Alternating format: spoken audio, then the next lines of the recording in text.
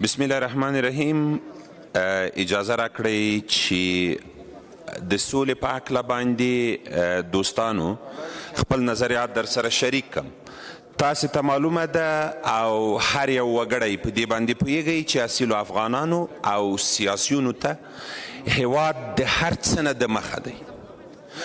دومه خبره ده چې د سولې په پروسه کې که افغانان غواړي چې رښتیا هم دایمي سولې ته ورسیږي، یوازینی ادرس یې دولت ته چې زموږ له ادرس څخه په سوله کې برخه واخلي.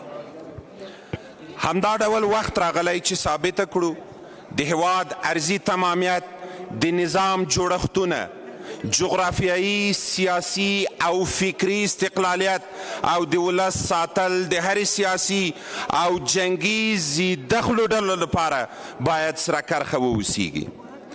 همدا ډول تاریخ ښودلی چې اکثره جنګي ډلې او قوتونه چې په هر فکر او انګیزه د تاریخ په اوږدو کې په خپل منځ کې جنګیږي، د افغانستان اکثره وخت د شمال او جنوب ګاونډیو لخوا حمایه شوي دي. منم چې همسایه او نړیوال استخبارات او دولتونه به خپل اهداف لري. دوی به زموږ افغانانو ته انګیزه ورکړي او ورکوي.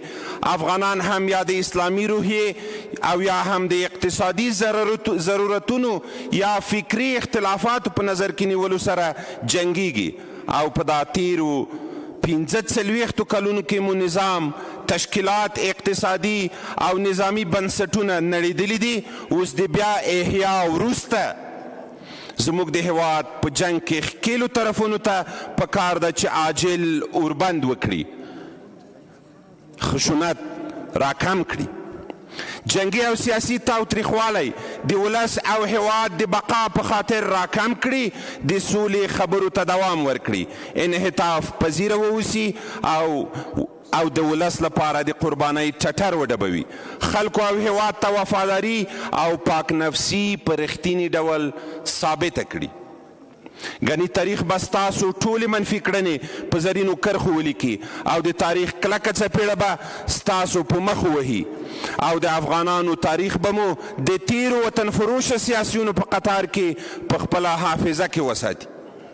قدرمنو سیاسیونو او وکیل صاحبانو، وخت راغلی دا چې ځانونه ثابت کړئ. که تاسو هر څومره نارې د پاک نفسۍ ووهئ، ولس مو څاري. راشئ په هیواد کې د هدف لرونکو هیوادونو سفارتونو ته د سیاسي موخو او جاسوسي کولو لپاره مه ځئ. دروازې وتړئ. د ډیورنډ په کرښه د هر نوع معاملې مخه ډب کړئ. غږ مو واحد کړئ، هیواد پالنه مو په ځان کې پیدا کړئ تر څو در باندې نړیوال باور وکړي او په افغانستان کې د سولې په فضا کې د یو مرکزي قوي او مقتدر دولت د جوړولو لپاره مو د لر او بر افغانانو قرباني عبث شوي نه وي او د ولس باور مو ساتلی وي.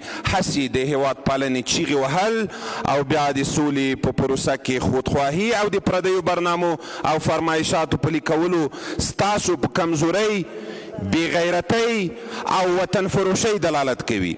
مه وژنئ زموږ بېګناه هیوادوال، زموږ امنیتي ځواکونه او د امنیتي ځواکونو منصوبین.